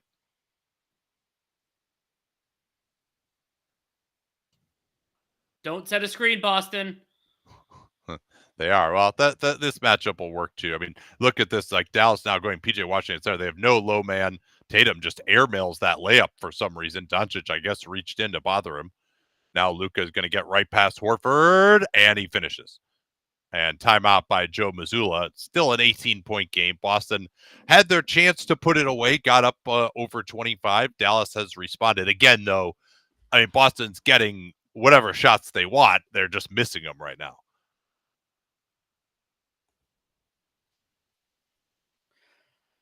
How much of a fan experience upgrade is the new Clippers arena expected to be? You're keen to see it for yourself. Very excited to see it for myself. I plan to go to a game during the first season, maybe in the first month or two. We'll see what my availability is. In terms of the experience, it's always hard to judge that in the abstract. I mean, I even had that where I got to tour Chase Center while it was being built, and it was hard to kind of estimate on all that type of stuff. It's just to get a sense of the building, but I like some of the touches. It's always good to see it, and I'm sure that it'll be nice for Clippers fans to have their own building and everything else. I mean, I just, for the stuff that I care about, these new arenas just don't really do it for me. I'm more about how close is the upper deck, which actually could matter, right? I think at least these newer arenas are not doing 3 levels of luxury suites like at Staples, where the upper deck is just like take your altitude sickness pills beforehand. Yep. So, but Golden One Center and Chase Center, both new arenas that opened in the last few years around here. I was just like, yeah, it's an arena. It doesn't really change the experience for me I really preferred watching games at Oracle. Also, it doesn't help usually that the newer the arena, the worse the media seating is. But Correct. but that doesn't have anything to do with the fans. Now okay, all right, more leg room in the seats and like more food options and more ways to take your money. Like that stuff doesn't matter to me at all. Maybe the food options do, but and maybe that means we'll get like a good media spread there. I'm guessing we probably will actually. So I just don't. I mean, some of the stuff I've watched like a few videos on it. Like I'm very interested in stadium design, but like to be like, oh yeah, you're gonna walk in here, it's gonna be like revolutionary. Even like uh Gamebridge Fieldhouse, right? That was supposed to be like state of the art when it was built. Like, yeah, it's a nice arena. I mean, but it's just like it's a basketball arena. There's only so much that can happen there. It doesn't. You can't really add the charm of like a baseball stadium. And the fun of being with baseball, being able to change the dimensions and everything else. Like, but I would say there's more personality from my experience in basketball arenas than there is in football stadiums, meaning American football, not meaning soccer. New deals their own free agents. You guys get announced tomorrow. Goes. Talked about that with John a little bit last week, but I definitely think Tyrese Maxey is one I would expect to hear very early on. And with Maxi, it would have to wait on it, but they can come to an agreement. And oftentimes this isn't as extreme as the Mitchell Robinson one, but the agreements where a player's like kind of participation in it was required and kind of those sorts of things. You often actually get those early. I think we're going to see Siakam tomorrow. Personally, Hmm. that's my weird prediction. KCP or Clay get more guaranteed. KCP, just because you can add more years. Ooh, It's a good question though. I think it's me, Clay. Interesting. Well, if you, I'll put it this way, Danny. If you have Clay leaving the Warriors, I it's don't. I have it. probably I good. have it as. I Well, have it as under. the royal Oh, you. sure. Yeah. Yeah, a term that's used all the time. Yeah. So Celtics made a couple of threes here early. Exum is in to try to pressure the ball, but they're sticking with Hardaway also, getting Irving a rest. Looking to post up Horford on Luka, and Luka fought well. It's still loose though. Tatum gonna try Washington. Nice crossover, nice spin back. Washington tipped it away beautifully. 2 to shoot on the baseline out of bounds for Boston. Get it to That was, Derek White. Derek White's hit like 3 shots in this situation over the series. yeah, Horford will set up the baseline out of bounds play. He's gonna no, it will Never be mind White then. actually, so it won't be Derek White taking the shot. Interestingly, Boo. so watch for Horford to be a screener now.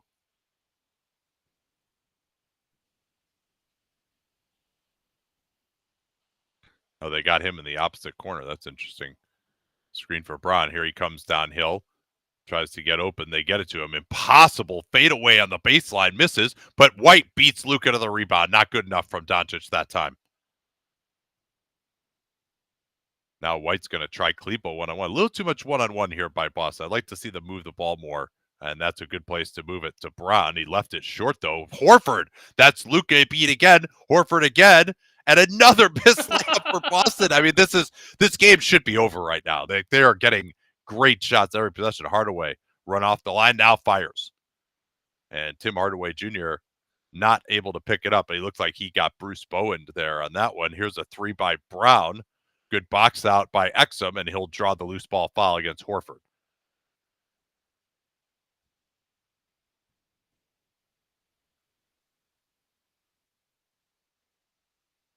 Yeah, right ankle. Yeah, probably should have been a 3-shot foul there in favor of Hardaway. Not sure why it wasn't. Like it didn't look very close. Maybe Hardaway like stuck the foot out a little bit more than from his natural landing zone, but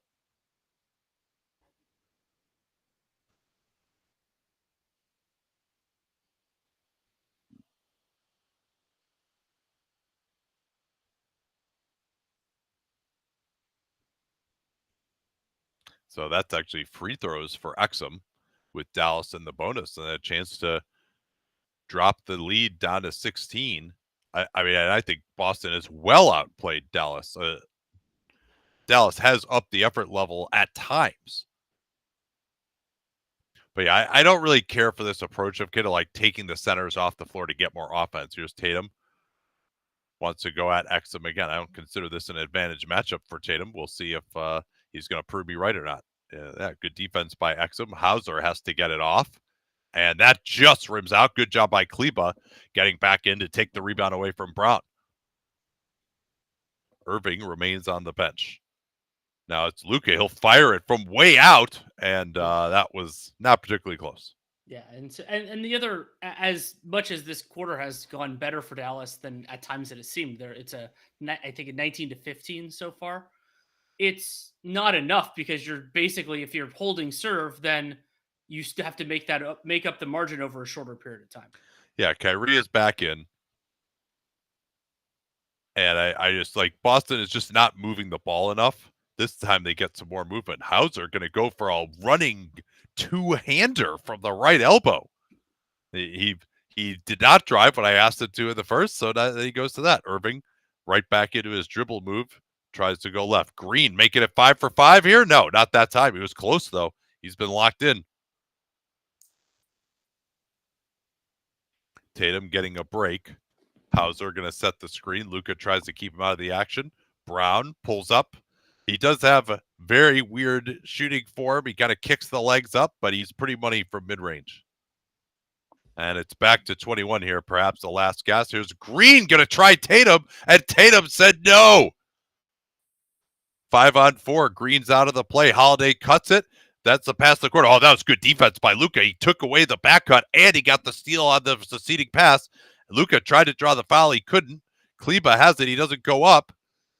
Now they'll go with Washington over Horford in the corner. That misses.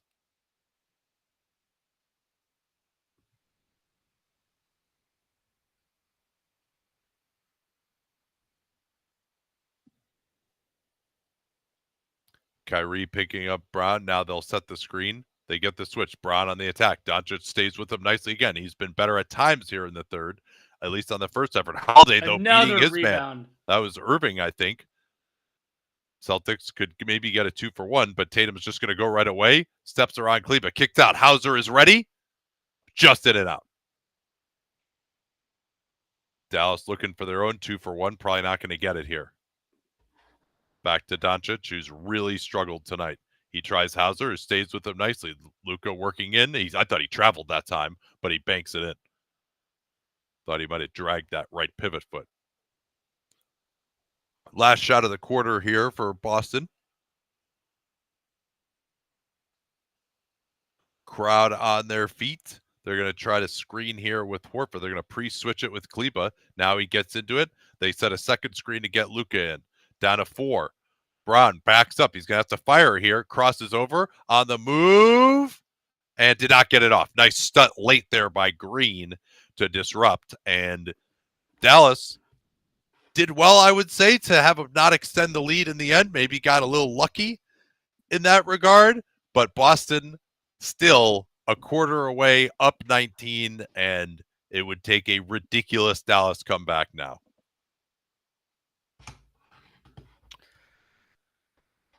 That's a juicy question from Kanata. Over under half a championship win for Luka during his time with the Mavs. Under.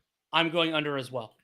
I think so. I think this was, and it is. I will say this: like Luka Doncic was not playing through most of these playoffs the level that I believe he can reach in the playoffs. I think that the injuries did bother. I think there were moments where he could look good. I would say that the way in which he's been diminished is kind of similar to the way in which Steph Curry was diminished in 2016. Do you think that's a reasonable comparison? I do. Will the Lakers find a coach before the draft? Yeah, I think for whatever reason, as soon as the finals ends, they'll find a coach relatively quickly. I don't know. I mean, they've only had some like 90 minute get to know yous so far, so it's really not that much. Yeah. And on the Luka front, there are two other things that I think are important. One is like this is one of their best shots because they actually made the finals, even if Luka wasn't 100%. But you do need a really high level of overall team quality. And while Luka is a fantastic player, the idea that it's like, oh, him and a, like a weak supporting cast can get you there. And Dallas, they fired a lot at this year, and with the first they gave up and everything else, and so improving from this point is going to be hard. And Kyrie, I would say that the expectation at this point should be each Kyrie Irving season is weaker than the last, even if the slope of the curve will be muted for a little while. And then there are limitations for PJ and limitations. And so even if Lively gets better, he's a version of this player in all likelihood. And so Dallas will be, I think they'll be heard from again in the Western Conference, but I don't know that they'll win it again in the next few years. They'll have I mean, that like they can make it. I'm not saying it's impossible, and I think there are ways they could improve. They still have other draft picks they could use to improve the team. Doncic could just be better, like I talked about. I mean, that's probably the biggest reason for optimism is to say that he could be even better than this in the next playoffs. He could. And you bring back these guys. Lively could be better as well. They're more comfortable in this system. I mean, I don't know who they're going to add necessarily. They got to retain Jones, who was not as valuable in this series as he was in some of the other ones earlier when there was kind of more the one guy that you had to stop. But he certainly was solid enough. And so I think this is their best shot of it because they were in the finals, right? Like I think that they could have lost to OKC. They were better than Minnesota. I don't know what would have happened if they played Denver. Like, I mean, I don't even know for sure that the Mavericks would have. I would have favored them, but that they would have beaten the Lakers, and who knows if they would have beaten the Clippers if Kawhi were healthy. Right? Like, there's a lot had to go right this year. It's more about that than to say like, you know, like are they? You want to argue they're first among equals in the West going forward? I still think that's probably Denver. I do too. But I mean, there probably would be second in my West power rankings if you started another playoffs tomorrow with everyone healthy. But I mean, it's tough to get back there, and then you got to beat the teams in the East too. So Boston will start with possession here. Screen away for Tatum with Doncic's man. Now they'll set the screen with Jones getting through it, so they don't involve Luka yet. Now they get it to Porzingis in the corner. He's got to shoot a tough step back, and he left it well short. Good closeout by Lively. That was a good job by Jones getting through the screen, so they couldn't involve Doncic. That was where their play was headed. Luka rejects the screen. Porzingis coming over, forces a retreat from Luka. A miss. Horford goes down. Lively is stopped. By Derek White. Foul. Was that Derek White who blocked it? Was. What a play that was. That was incredible. That was an Alonzo Mourning block. All you got to do is get your hand 5 inches above the rim. He's got to bring it to you. Watch this. And justice because White got a block where he was unlucky that his thumb went in the rim on a very similar play. It's insane how fast Derek White gets off the ground. It's unbelievable. Here's White off the inbounds. Porzingis popping out. And he stepped on the end line. Good pressure from Lively. They've run that out of bounds play on the sideline a couple of times with White screening for Porzingis as the inbounder, but they couldn't get anything out of it. No scores yet here in the fourth. Going at Porzingis through Jones. Holiday gets through it. Stunt towards Jones. Missed it off the heel. That's the shot they've been willing to give up, and they hit a few early, but Boston not going to change up based just on that.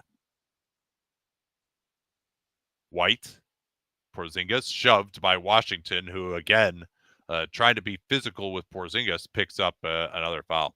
Yeah, and his physicality is not really with his chest. It's just pushing people.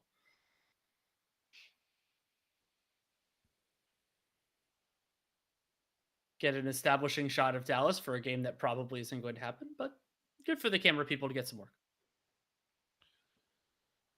Yeah. Here's Porzingis, not really a threat off the dribble, particularly in his current state. Holiday eluding Lively, not really. He should have just taken that first one. Here's White. It's still loose on the ground, though. This is going to be a shot clock violation. Yeah, you saw the ref from the Jones far side looks signal. to be having some difficulty. Maybe his ankle. I think he got fallen on. Might be his left knee. Yeah, hopefully nothing that's going to be an issue for him. Let's see it. his left ankle is going to get caught underneath Tatum. Ooh, and then his shin is on the ball. Yeah, so yeah, looks like a little bit of a eversion, but nothing too bad. I don't think. I think he's going to be okay. Hopefully, he's going to be able to continue. Yeah, he's still biting the jersey. Maybe I'm wrong. We'll see his first couple of possessions up and down. Oh, So he's nobody's limping scored hard. still. We've had another 2 minutes or so go off the clock now. Jones, he's going to try Porzingis. Seems to be okay. Tries him, and that was not a good decision. And he's Watch also him kind of change ends. limping now. Yeah, He's limping hard. Yeah, it's interesting that he decided to try that on the first possession. Braun slipping out here. Now Luka, and we'll get an offensive foul. Nice job by Jones running into, he did the Jalen Brunson, running into the guy who is handing off. Yeah, Porzingis almost committed a foul there, too. Probably should have kept more vertical, but he didn't make contact.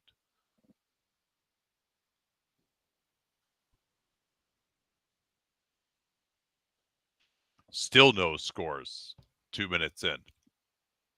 Irving off the screen to involve Porzingis. Luka in the corner. Porzingis, good help. Luka stuck underneath, throws it to the corner. Washington above the break. Good rotation out by Porzingis. Another miss by Dallas, and they needed to shoot it much better. We'll stay here, though, with Luka making a good effort on the glass. But, I mean, what is Dallas, like 7 of 30 from 3 now? They're not getting a good enough shooting They are performance. exactly 7 of 30. I'm scared. Oh, White, they throw it right to him. He tipped it away. He tried to get too cute with it, and Washington able to hold him up, but they're late in the clock now off the offensive rebound. Irving will have to fire it. White, what a job by him getting back into that play. You see where he started that play? He was trying to run it down in the backcourt. He gets back to double team. Brown, Holiday was slipping out. They missed him. Now Porzingis will slip out, and Brown has Luka. He'll back out.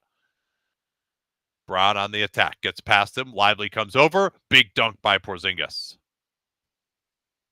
And timeout by Jason Kidd, and it is slipping away from the Dallas Mavericks to the extent that it had not already slipped away. Yeah, Porzingis, I think the big reason he hung on to the basket twice is he just didn't want to come down on that foot. He was limping a little bit more afterwards anyway.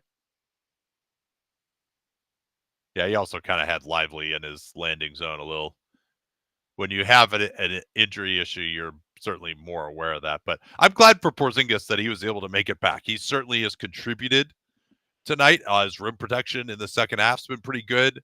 And for a guy who came to Boston, accepted a below market deal to stay, manipulated his way there in the trade.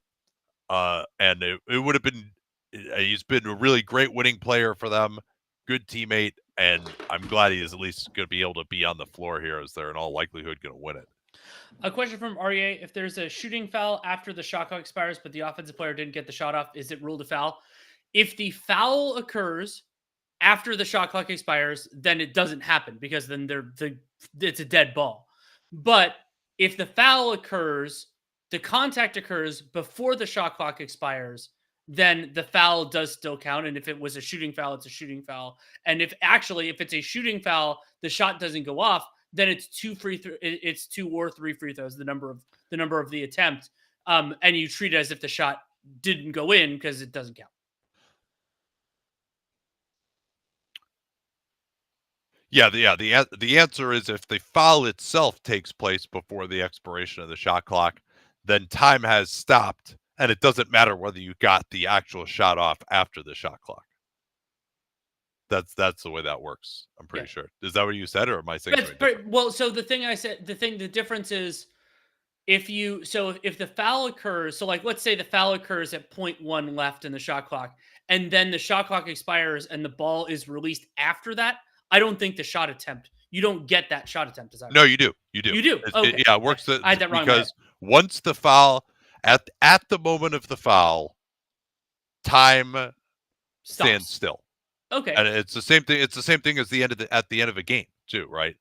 Like, so at the moment of the foul, time has stopped. So if I, pick the ball up, get fouled, and I'm in the shooting motion, and then with 0.1 on the shot clock, and then I shoot the ball 0.5 seconds later, it counts.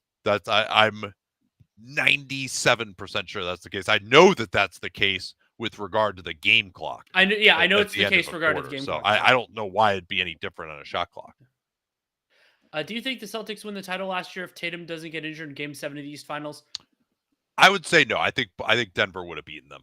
That would have been an And, awesome hey, Miami still won that game by 20, right? So you don't even know for sure if that would have changed things for Boston. They could have. My default would be that Miami still would have won that game, but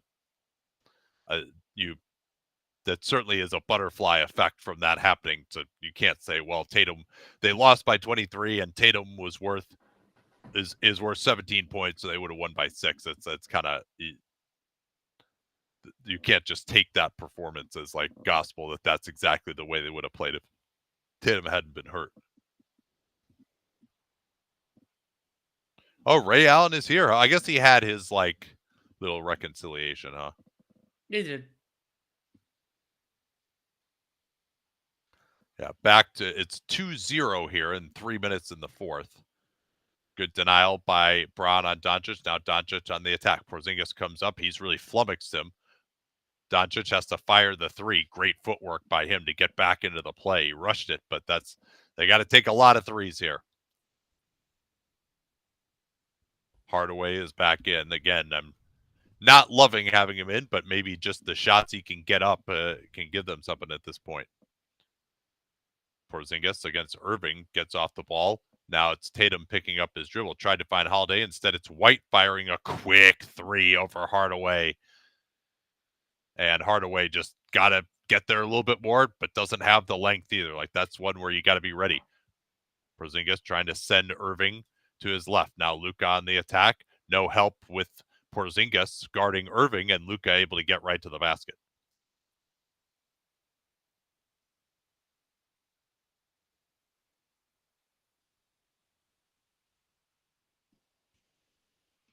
Here's Tatum. Lays it in. And the and one for Jason Tatum.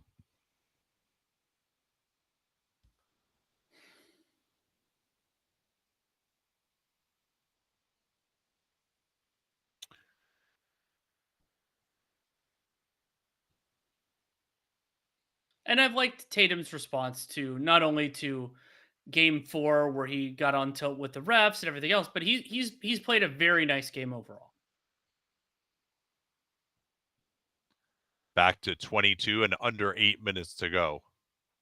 Irving getting around Porzingis, gets to his corner three and drains it. Nice play there by Irving. I'm interested to see if Missoula is going to change up the strategy a little bit. I mean, Boston still no real offensive pace at the moment. They're definitely, this is just 17, 16, 15. Now they got the switch, but like you can go earlier. That's at least they're doing that while the shot clock's still in double digits. Tatum, tough fadeaway, and it does rim in. That's a Don Nelson-esque bounce right there. I mean, he shot it with 8 left, so it's rapid fire compared to Game 2. Double team. Nice play by Brown coming around behind Josh Green to get the steal. They put 2 on the ball as a rarity on Doncic, and they got away with it nicely with Braun's great effort. Tatum feeling it against Hardaway again. Crossing over, stepping back on Tim Hardaway Jr. Goes right to Doncic at the foul line. Holiday turning him in the backcourt. Irving, I thought he traveled. Instead, it's a three from Green, and he can't hit his 5th three-pointer of the game. Instead, Irving takes his, and he missed that one too. Dallas just has not had the shooting to make this work. Here's Brown on the attack. Goes into 2 Mavs. Everyone was just kind of feeling sad about those misses, and Brown is like, all right, I'm going to just go to the basket. I got asked if this finals is more entertaining than last year's. Yes, easily. I would say so. Easily. Yeah. Last year's was an atrocious finals. I mean, even 2020, like the Heat winning 2 of those games, they shouldn't have with the injuries that they had, but at least you had these amazing performances by Butler. I mean, I guess Game 5 actually was like hilariously close in the end, but it would just, you knew after Game 3 the series was done. Right. I mean, there was a certain level of like, oh, never count out the Heat. Like, but it was just like any rational analysis said that the series was over. Yeah.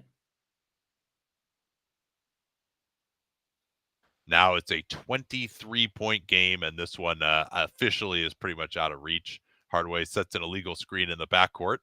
No call. Now Luka will try to step back against Horford, and he does hit that one. Luka with a couple of threes in a row, back to 20. But even Boston can't give up this lead with 6 minutes left and 20 points. It would be the greatest comeback in playoff history. Kleba and Washington headed to come back in. I can't believe the Hardaway adjustment didn't work. Here's Bron's three over Luka, missed it. Holiday, he's such a monster in the offensive glass, but he just can't run it down in the corner. But it does at least take away transition for the Mavericks, who will get their subs back in the game here. I thought Gafford played well. I mean, he wasn't going to make 20 points worth of difference in this game, but I thought he should have gotten more run. To me, he gave them maybe the most effective center play that they had. Now I'm going to look and see his plus minus was like -15. -7, okay, in 11 minutes. Not amazing. But they probably also had some poor shooting luck against him. Brown continuing to pressure Luka well. Luka snakes the pick and roll, tries another three. That was long, and it's rebounded by Brown, who is able to recover it. Another possession goes wanting from the outside for Dallas. Luka involved in the pick and roll. Change the angle of the screen. Tatum gets downhill. Luka cut him off nicely. Tatum will just try it again. Tatum inside out dribble. Goes at Hardaway. Blocked from behind, but Tatum is able to will it in the basket nonetheless. And the first to 100 wins, so Lawler's Law. And there's another steal by White as they tried to get Hardaway on a flare screen. White was all over it. Tatum will surely try to go after Luka again, you would think. He's just going to run it down. I guess he'll take Washington. Tatum getting to his right hand again. He's got Hardaway as the low man and no rim protection whatsoever. And the Boston Celtics are your 2024 NBA champions. And I think we can probably pack it in here. Yeah, thank you all. Thank you all so much for joining us, and you'll see what we'll be doing in the future. Oh, who's your Finals MVP? Jason Tatum for me. Oh yeah, I want to look at it more closely actually before this. That's at least I guess that's my first blush. I would like. Thought would probably be Brown. I forget what the stats were, but yeah. All right, we'll give you our official pick on Dunked On, which will be live on YouTube. Maybe a little bit after some of the festivities are done. I kind of want to just see everyone's reaction and stuff. Those are fun. That's always fun. Yeah. All right, but thanks so much. It's so awesome having you guys joining us and doing these. I don't care how many people are watching. It's really fun. It's great interacting in the comments. And we'll certainly be doing some form of this next year. So this is great to be part of this community. And we got a great off season. Hopefully not every deal is announced tomorrow morning. We'll talk to y'all soon.